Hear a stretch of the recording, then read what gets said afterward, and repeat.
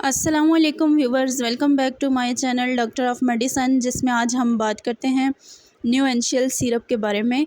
न्यूएंशियल syrup होता क्या है और इसका इस्तेमाल किस तरह से किया जाता है, साइड इफ़ेक्ट इसमें क्या ज़ाहिर हो सकते हैं, ये सब जानते हैं इस वीडियो में। लेकिन उससे पहले जो न्यू है चैनल पे, इट्स अ रिक्वेस्ट कि चैनल को सब्सक्राइब कर दें, वीडियो को लाइक करें, शेयर करें, थैंक यू।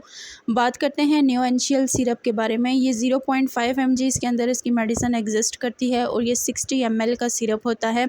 सेमी फार्मास्यूटिकल इसको बनाती है, प्राइस 200 के आसपास होती है इसकी, और ये बेसिकली एंटी हिस्टामाइन मेडिसिन के तौर पे वर्क करता है। यानी कि एलर्जिक सिम्टम्स जो होते हैं या एलर्जी के जो असरात ज़ाहिर हो रहे होते हैं, जैसा कि ख़ारिश, आँखों में से पानी आना, उसके अलावा हाइव, स्नीजिंग एट्सेट्रा, ये चीज़ें जो है वो इनको जो है वो काफ़ी हद तक ये ट्रीट करता है। उसके अलावा अगर इसकी कंपोजिशन की बात की जाए तो इसके अंदर डेस्लोरेटाडाइन पाया जाता है, जो कि इसका एक्टिव इंग्रेडिएंट है या एक्टिव मेडिसिन है इसकी।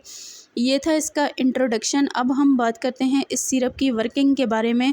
तो जैसा कि ये एलर्जी से रिलेटेड सिम्टम्स और स्नीजिंग वगैरह के लिए जो है वो डिज़ाइन किया गया है, तो इसी तरह जो है वो ऐसी कंडीशंस या ऐसे ब्लॉकर जो कि हिस्टामाइन होते हैं या जो एलर्जी के सिम्टम्स को पैदा करते हैं, जो नेचुरली तौर पे जो है वो हो भी सकते हैं या किसी वजह से भी हो सकते हैं, तो ये उनको बहुत हद तक जो है वो ट्रीट करते हैं। जो सीजनल सिम्टम्स होते हैं एलर्जी के, उसके लिए भी ये बहुत ज़्यादा बेस्ट होते हैं, जैसा कि एलर्जिक राइनाइटिस है, पेरिनियल एलर्जिक राइनाइटिस है, हाइव्स है।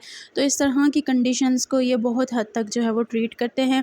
ये था इसकी वर्किंग। अब हम बात करते हैं कि कौन सी कंडीशंस में आप ले सकते हैं। अगर आपको बुखार है तो तब आप इसको ले सकते हैं। मौसम के चेंज होने के साथ अगर आपको बुखार हो जाता है या फ़ीवर की कंडीशन है तब आप ले सकते हैं। उसके अलावा अगर आपकी स्किन पे ख़ारिश है, एलर्जी है आपको, तब भी आप इसको इस्तेमाल कर सकते हैं। आपकी आँखों की एलर्जी है आपको, या आँखों में से पानी आ रहा है या आँखों में ख़ारिश है, तो तब भी आप यूज़ कर सकते हैं। इसी तरह अगर आपके नाक के अंदर जो है वो जो अंदरूनी झिल्ली है उसमें अगर आपको ख़ारिश है या आपको जो है वो नाक में से पानी आता है, हाइव्स की कंडीशन है, छींकें आती हैं, नज़ला है, ज़ुकाम है, रैश बन जाते हैं, या आपकी आँखों में से जो है वो ख़ारिश ज़्यादा है या लाली ज़्यादा है, तो एलर्जी से रिलेटेड जितने भी सिम्टम्स होते हैं with the change of environment आप इसको इस्तेमाल कर सकते हैं।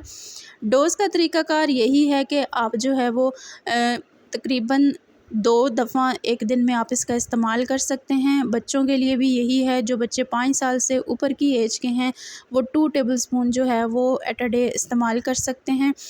और बाकी डिपेंड करता है आपकी बीमारी की नौइयत पे। अगर आपकी बीमारी की नौइयत बहुत ज़्यादा है तो फिर आपका फ़िज़िशियन ही आपको देख के बताएगा कि आया आपकी कितनी डोज़ हो सकती है। अगर बीमारी की कैफ़ियत जो है वो नॉर्मल है तो आप 1 से 2 दफ़ा दिन में इस्तेमाल करवा सकते हैं।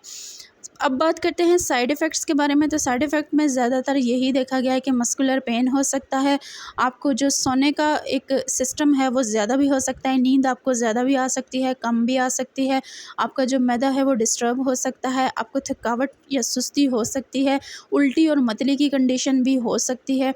अब बात करते हैं कॉन्ट्राइंडिकेशंस के बारे में। अगर आप ऑलरेडी जो है वो किसी मर्ज़ में भी मुब्तला हैं, या आप जो है वो दूध पिलाने वाली माँ हैं, या हामला हैं, या आप जो है वो किडनी के इश्यूज़ हैं, आपको लिवर के इश्यूज़ हैं, या हार्ट इश्यूज़ हैं, या एलर्जिक रिएक्शंस हैं, तो ये सारी ऐसी कंडीशंस हैं कि इसमें लेने से पहले लाज़मन अपने फ़िज़िशियन से मशवरा करें। और हमारी इन्फॉर्मेशन पसंद आई हो तो चैनल को लाज़मन सब्सक्राइब करें। Thank you.